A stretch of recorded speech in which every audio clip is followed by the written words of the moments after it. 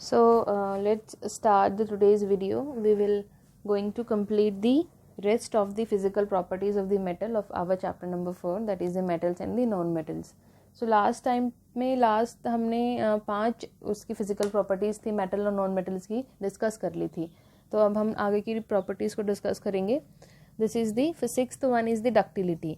अच्छा, last one में I told you about the malleability. Malleability में क्या था कि किसी भी आप मेटल को metals are malleable, so we can easily convert them into the thin sheets, कि हम उनकी पतली पतली शीट्स बना सकते थे.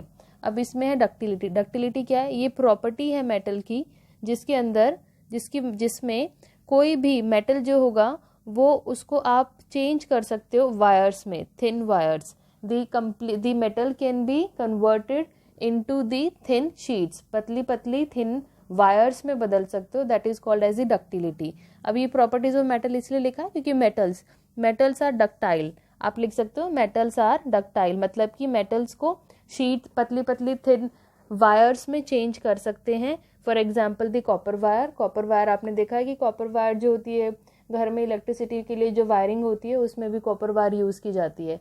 तो जो ये वायर है बिल्कुल वायर की तरह मुड़ जाएगा मेटल, यानी कि वो डक्टाइल है. अब देखो गोल्ड एंड प्लेटिनम, ये दोनों क्या होते हैं? ये दोनों metal they are the most ductile, यानी इनको वायर्स में कन्वर्ट करना बहुत ज़्यादा ईजी होता है. They can be easily converted into the thin wires. They are highly ductile, सबसे ज़्यादा डक्टाइल होते हैं ये. उसके बाद silver, copper, aluminium and tungsten, ये भी मेटल्स हैं जो कि ईजिली इनकी डक्टिलिटी भी अच्छी होती है. They can be easily converted into the wires as well. Silver को आपको पता है ज्वेलरी में यूज़ करते हैं. ज्वेलरी में जब हम यूज़ करते हैं तो उसमें ईयरिंग्स में भी यूज़ करते हैं. तो कई बार जो डिज़ाइंस होते हैं उसमें पतली वायर्स के डिज़ाइंस होते हैं, तो सिल्वर भी इजीली वायर्स में कन्वर्ट हो सकता है. Copper wire I told you. Aluminium की तारें होती है, एल्यूमिनियम की भी वायर्स होती हैं. बहुत कभी कभी तो एल्यूमिनियम की जो वायर्स हैं यूज़ की जाती है, लेकिन एल्यूमिनियम क्या होता है थोड़ा एक्सपेंसिव होता है, इसलिए इसको ज़्यादा यूज़ नहीं करते कमर्शियल पर्पज़ के लिए. जब कहाँ बहुत हाईली बहुत सिक्योर काम चाहिए या फिर बहुत आपको कोई एक्सपेंसिव, जैसे एयरक्राफ्ट है, एयरक्राफ्ट के अंदर ये यूज़ किया जाता है ज़्यादातर aluminium, because this is very expensive and it can also be converted into the thin wires. Tungsten की जो वायर है, पतली सी तार आपने देखी होगी. जो बल्ब होता है, बल्ब है घर में, तो उस बल्ब के अंदर जो पतली सी मेटल लगी होती है, कॉयल करके जो अंदर उसके अंदर जो तार से लगा होता है वो टंगस्टन होता है, टंगस्टन मटेरियल होता है. It can easily B converted into the wire. अब देखो नॉन मेटल्स क्या होंगे? दे आर नॉन डक्टाइल, यानी कि इनको वायर्स में बदलना आसान नहीं होता. They can not B converted into the wire, बदल ही नहीं सकते इनको. They are brittle. ब्रिटल का मतलब है कि सॉफ्ट होते हैं, टूट जाते हैं. तो अब अगर आप उसके नॉन मेटल को बीट करोगे और उसकी वायर्स बनाना चाहोगे तो वो वायर नहीं बन पाएगी, वो टूट जाएगी.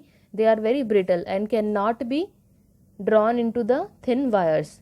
7th है आपका thermal conductivity. Thermal conductivity, thermal का मतलब होता है हीट, थर्मल का मतलब होता है हीट, और कंडक्टिविटी का मतलब है कि हीट ट्रांसफ़र होना. तो इसमें क्या होगा कि जो मेटल्स हैं हमारे, they are very good conductor of heat. Metals के अंदर हीट इजीली ट्रांसफ़र हो जाती है. Metals are very good conductor of the heat. And इन मेटल्स में क्या होता है, इसमें बल्कि मेटल्स की बहुत हाई कंडक्टिविटी होती है. मेटल्स के अंदर से हीट जो होगी बहुत आसानी से पास हो जाती है, इसीलिए उनको कुकिंग यूटेंसिल्स बनाने के लिए यूज़ करते हैं.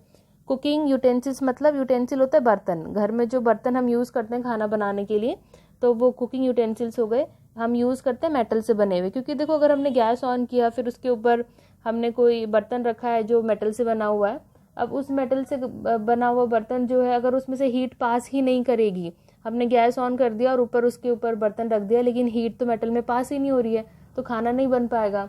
इसलिए क्या होता है, जो मेटल्स होते हैं they are very good conductor of heat. That is why they are used in making utensils as well. इसलिए उनको यूटेंसिल्स बनाने के लिए इस्तेमाल करते हैं, खाना पकाने के लिए काम करते हैं. कि हमने गैस ऑन की और वो गर्म हो जाता है, जो यूटेंसिल है बर्तन है हमारा गर्म हो जाएगा, हीट उसमें से पास करेगी और जो हमारा फूड है वो कुक हो जाएगा ईजिली.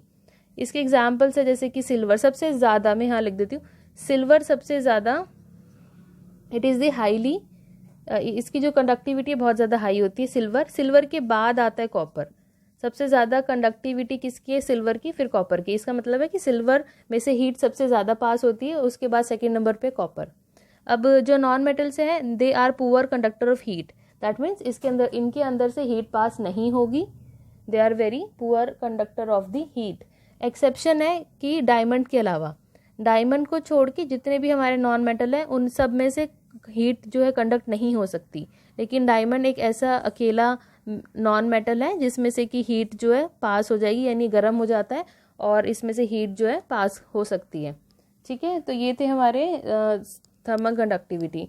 अब नेक्स्ट देखते हैं, that is the electrical conductivity.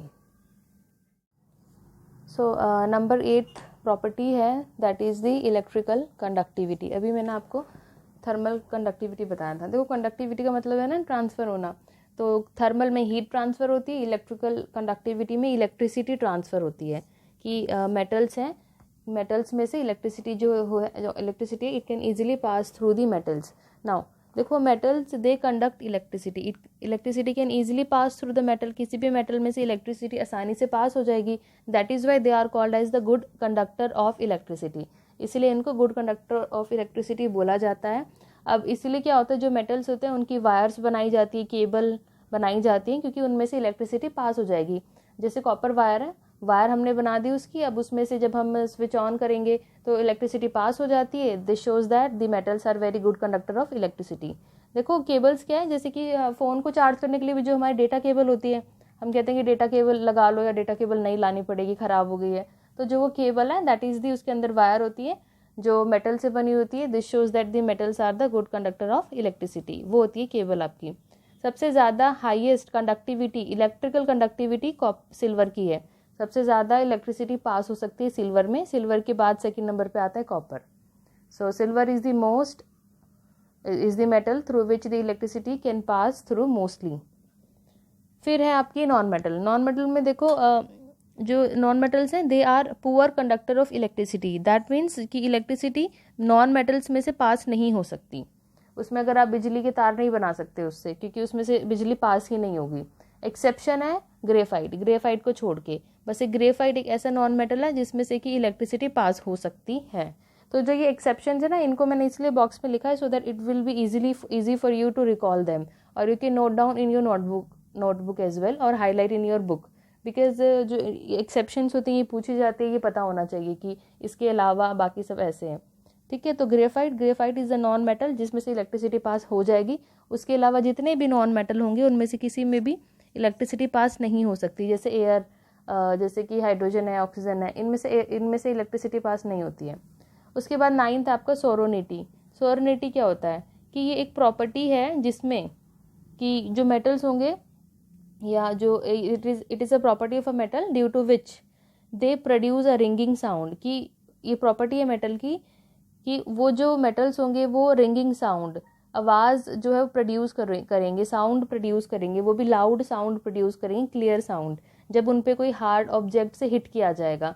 जैसे कि कोई जो भी हमारा सिल्वर की हमारे पास कोई ऑब्जेक्ट है, उसके ऊपर आप किसी और ऑब्जेक्ट से ज़ोर से हार्डली उसको हिट करोगे, ठीक है, तो उसमें से आवाज़ आएगी, that is called as the sonority. अब जो मेटल्स हैं दे आर सोरनस, सोरनस लिखा है मैंने इसलिए कि मेटल्स में से आवाज़ अच्छे से आती है, metals can produce a loud sound, metals में से ज़ोर से आवाज़ क्रिएट होती है, इसलिए उसको बेल्स बनाने के लिए यूज़ किया जाता है, विंड चाइम्स बनाने के लिए। देखो स्कूल में भी जो बेल्स लगी होती है उसमें मेटल होता है, और एक आपने कोई मेटल का एक बनाया हुआ है, उसको ज़ोर से हिट कर रहे हो आप, प्लेट है मेटल की प्लेट, उस पर ज़ोर से हिट करते हैं तो आवाज़ आती है, गूंजता है वो, दैट इज़ दी मेटल।